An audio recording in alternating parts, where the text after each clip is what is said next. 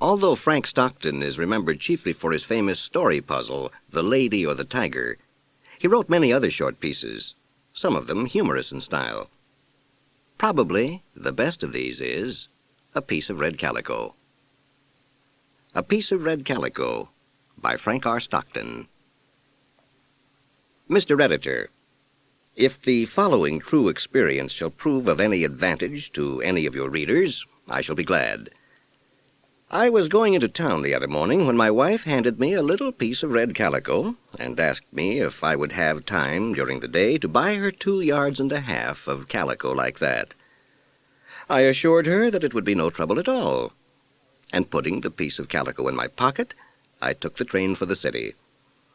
At lunchtime, I stopped in at a large dry goods store to attend to my wife's commission. I saw a well-dressed man walking the floor between the counters, where long lines of girls were waiting on much longer lines of customers, and asked him where I could see some red calico. "This way, sir," and he led me up the store. "Miss Stone," he said to a young lady, "show this gentleman some red calico."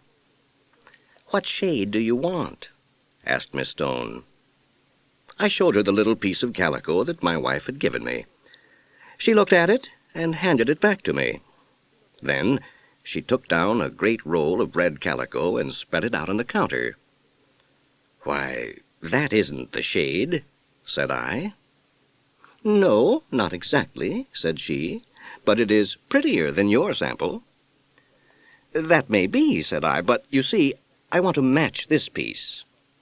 There is something already made of this kind of calico which needs to be made larger, or mended or something. I want some calico of the same shade." The girl made no answer, but took down another roll. "That's the shade," said she. "Yes," I replied, "but it's striped." "Stripes are more worn than anything else in calicos," said she. "Yes, but this isn't to be worn. It's for furniture, I think. At any rate, I want perfectly plain stuff to match something already in use." "Well, I don't think you can find it perfectly plain, unless you get turkey red." "What is turkey red?" I asked. "Turkey red is perfectly plain in calicos," she answered. "Well, let me see some." "We haven't any turkey red calico left," she said, "but we have some very nice plain calicos in other colors." "I don't want any other color. I want stuff to match this." "It's hard to match cheap calico like that," she said.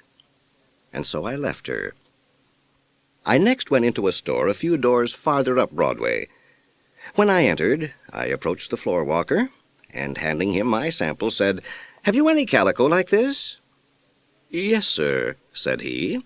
"Third counter to the right." I went to the third counter to the right and showed my sample to the salesman in attendance there. He looked at it on both sides. Then he said, "We haven't any of this." "That gentleman said you had," said I. "We had it, but we're out of it now. You'll get that goods at an upholsterer's." I went across the street to an upholsterer's. "Have you any stuff like this?" I asked. "No," said the salesman. "We haven't. Is it for furniture?" "Yes," I replied. "Then turkey red is what you want." "Is turkey red just like this?" I asked. "No," he said, "but it's much better."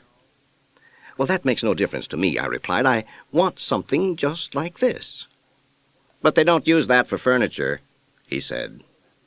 "I should think people could use anything they wanted for furniture," I remarked somewhat sharply. "They can, but they don't," he said quite calmly. "They don't use red like that. They use turkey red." I said no more, but left. The next place I visited was a very large dry goods store. Of the first salesman I saw, I inquired if they kept red calico like my sample. "You'll find it on the second story," said he. I went upstairs. There I asked a man, "Where will I find red calico?" "In the far room to the left, right over there," and he pointed to a distant corner. I walked through the crowds of purchasers and salespeople, and around the counters and tables filled with goods, to the far room to the left. When I got there, I asked for red calico. "A second counter down this side," said the man. I went there and produced my sample. "Calicos downstairs," said the man. "They told me they were up here," I said. "Not these plain goods. You'll find them downstairs at the back of the store, over on that side." I went downstairs and to the back of the store. "Where will I find red calico like this?" I asked. "Next counter but one," said the man addressed, walking with me in the direction pointed out. "Dunn, show red calicos." Mr. Dunn took my sample and looked at it. "We haven't this shade and that quality of goods," he said. "Well, have you it in any quality of goods?" I asked. "Yes, we've got it finer." And he took down a piece of calico and unrolled a yard or two of it on the counter. "That's not the shade," I said. "No," said he, "the goods is finer, and the color's better." "I want to match this," I said. "I thought you weren't particular about the match," said the salesman. "You said you didn't care for the quality of the goods, and you know you can't match goods without you take into consideration quality and color both. If you want that quality of goods in red, you ought to get turkey red." I did not think it necessary to answer this remark, but said, "Then you've got nothing to match this?" "No, sir. But perhaps they may have it in the upholstery department in the 6th story." So I got in the elevator and went up to the top of the house. "Have you any red stuff like this?" I said to the young man. "Red stuff? Upholstery department, other end of the floor." I went to the other end of the floor. "I want some red calico," I said to a man. "Furniture goods?" he asked. "Yes," said I. "4th counter to the left." I went to the 4th counter to the left and showed my sample to a salesman. He looked at it and said, "You'll get this down on the 1st floor, Calico department." I turned on my heel, descended in the elevator, and went out on Broadway. I was thoroughly sick of red calico. But I determined to make one more trial. My wife had bought her red calico not long before, and there must be some to be had somewhere. I ought to have asked her where she bought it. But I thought a simple little thing like that could be bought anywhere. I went into another large dry goods store. As I entered the door, a sudden tremor seized me. I could not bear to take out that piece of red calico. If I had had any other kind of a rag about me, a pen wiper or anything of the sort, I think I would have asked them if they could match that. But I stepped up to a young woman and presented my sample with the usual question. "Back room, counter on the left," she said. I went there. "Have you any red calico like this?" I asked of the lady behind the counter. "No, sir," she said, "but we have it in turkey red." Turkey red again. I surrendered. "All right," I said. "Give me turkey red." "How much, sir?" she asked. "I don't know. Say 5 yards." The lady looked at me rather strangely, but measured off 5 yards of turkey red calico.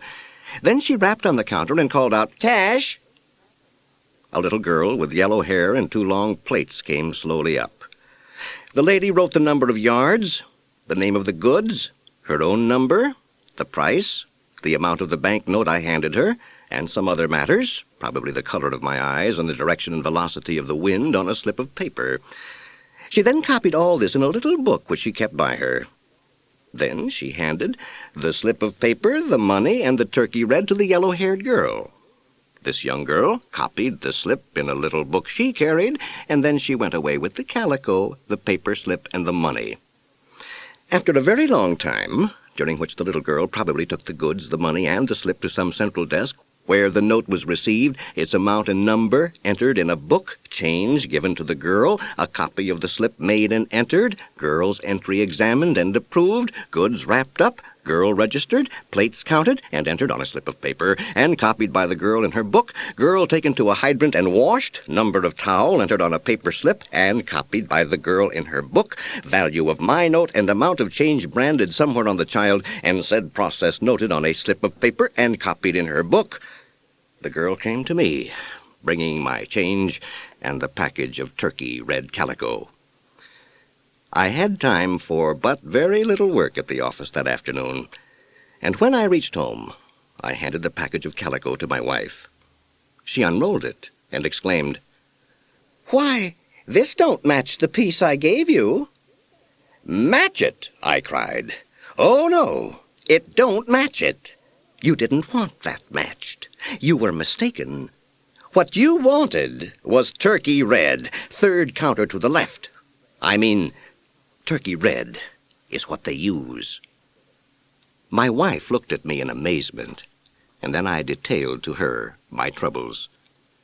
"Well," said she, "this turkey red is a great deal prettier than what I had, and you've got so much of it that I needn't use the other at all.